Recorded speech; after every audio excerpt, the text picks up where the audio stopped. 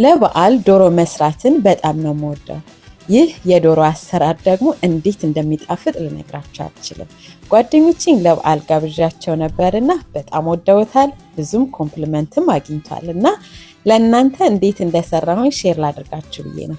ያው እንደተለመደው በዛ ያለ ሽንኩርት በመክተፍ ጀምሬያለሁ። ሽንኩርቱ መጠን እንደ ፍላጎታችን ይለያያል። ለኔ ይህን ያህል በቂ ነው። በእጄ መክተፍን እወዳለሁ ለጣዕሙ። ሽንኩርቱ ላይ ጨው በማድረግ በደንብ አዋሃድኩት። ጨው ማድረጋችን ሽንኩርቱ ጣዕሙ እንዲወጣና ውሃ ተፍቶ በሽንኩርቱ ውሃ በደንብ እንድናቁላላው ይረዳናል። ከዛም የተፈጨ ነጭ ሽንኩርትና ዝንጅብል አድርጌ ቂቤ በማድረግ አቁላላው። በቂቤ ነው ማቁላላው፣ የኔ ምርጫ ነው። እናንተ ግን በዘይት ማቁላላት ትችላላችሁ።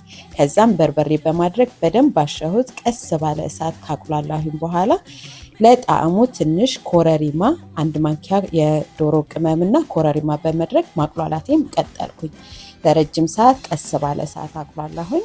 በደንብ ታጥቦ የጸዳ እና የአጥንቱ ጫፍ ተቆርጦ የተዘጋጀውን ዶሮ በስሱ በመሰንጠቅ ጨመርኩኝ። በስሱ መሰንጠቃችን የሚጠቅመን ዶሮውን ቅመማ ቅመሞቹ ወደ ውስጥ ገብተው ለዶሮ ጥሩ ጣዕም እንዲሰጠው እና ከዛ ከቁሌቱ ጋር በደንብ ካሸሁኝ በኋላ ቂቤ ያደረኩኝ።